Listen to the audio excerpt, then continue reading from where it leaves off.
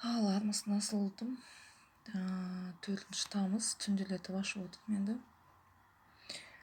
Кешке қарамайды, таңда қарайды деп менде ондай жоқ. Айға да, айдың сатысына да, күннің ауа райына да, сағат белгілеріне де қарамаймын. Келе ма өзі сондай ағым ашу керек демек. Сол бүгін жаңа ай туады, жаңа айда жарылға, ескі айда есіркем. Енді бұлай несімен келеді, енді арман тілектеріңіз болса айтып қалыңыздар. Соны бастайық енді. Жаңа айды жарылға, ескі айды есірке дейді атам қазақ. Не дейді бұл айды? Ауыртпашылық, өз-өздеріңізді қымтап жауып отырсыздар ғой. Бірлері ауырып жатқан адам қарап отырма.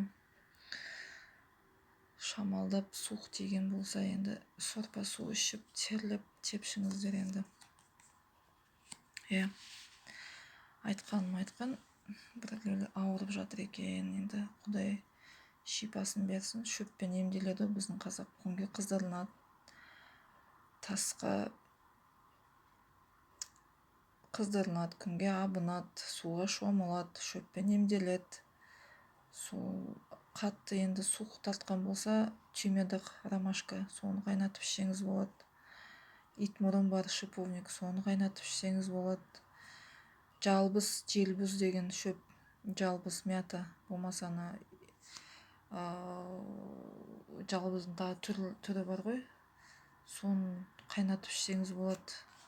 Қазақта 2 нәрсе ғой өзі, көз өтеді, сосын суық өтеді. Сол көз өтсе енді тұзға шомылыңыз, жуыныңыздар.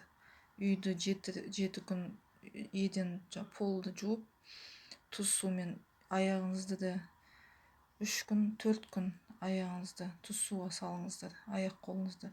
Ванна болса, ваннаға жарты пачка тұз салып жатыңыздар. Тіл, көз жақсалады тұз. Оқытылам не десеңіздер, енді жекеме жазасыздар. Негізі сол алдында айтып кеткен шөптер.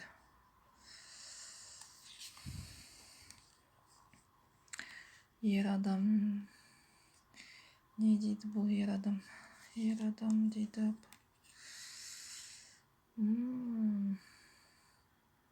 Не келсе де енді ер азаматтарыңыз аман болсын, үй отбасыларыңыз аман болсын. Құдай қаласа барлық жақсылықтарға жетесіз.